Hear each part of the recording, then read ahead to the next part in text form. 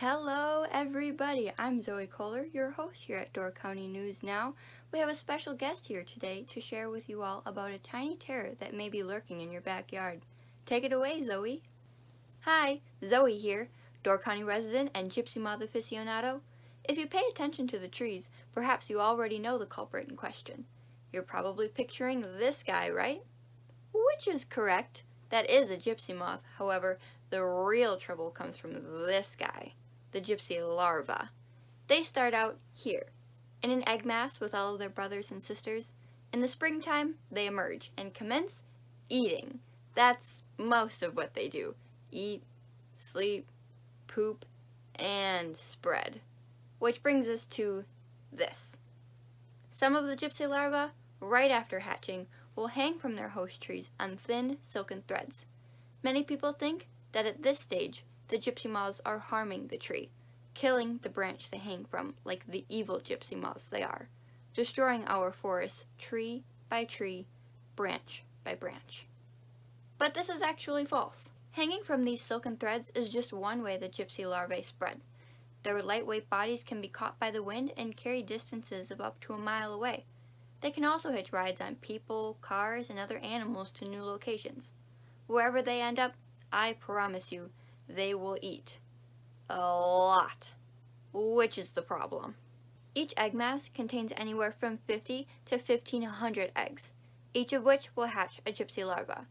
Each gypsy larva will grow to consume more than a square yard of leafage. At times when these pest populations are at their highest, which occurs every third year, it is noticed that they seem to cover almost every square inch of the trees.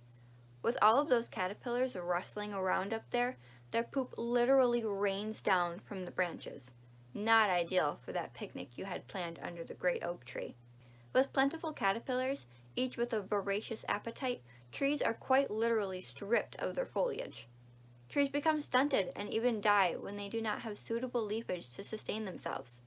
Due to this, gypsy moths have contributed to immense deforestation, deeming themselves one of the two most invasive species in all of North America.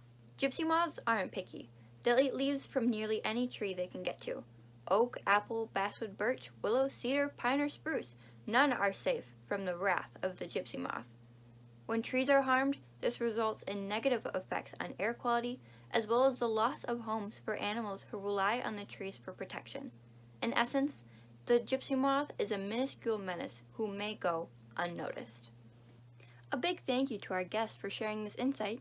Who knew gypsy moths were such a terror? Now we go to Zoe in the field. Thanks, Zoe. I'm Zoe here in the beautiful Door County. As you can see, it's snowing right now as we have a temperature of 25 degrees Fahrenheit. You can expect a high of 27 and a low of 22 degrees today, but don't let this fool you. This has still been a month of record high temperatures. Even on this cool day, we are 2 degrees above the historical average of 23 degrees Fahrenheit, according to Whisk Online, for a typical December day. Our climate is warming here in Door County just like the rest of the world. If we wish to preserve this environment for generations to come, we must act now. By converting carbon dioxide to oxygen, trees are doing their part to combat climate warming emissions. However, these very trees are being defoliated by gypsy moths, decreasing their effectiveness. For more on how we can combat these tiny larvae causing big problems, back to Zoe in the newsroom. After all of this gypsy moth talk, you may be wondering, well, what can I do? If you don't wish to cover up a pest problem with a pesticide problem, you have options other than spraying your trees. The first of which is to promote a predator population. These include deer mice, birds such as chickadees and cuckoos, and insects such as daddy longleg spiders, beetles, and stink bugs. All of these contribute to gypsy moth population control.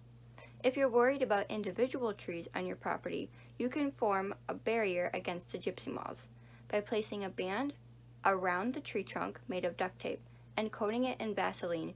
You create a trap that will inhibit the gypsy moth larvae from climbing to the tops of the trees, eating the leaves, thus protecting your trees. Well, that looks like all the time we have for now. Till next time!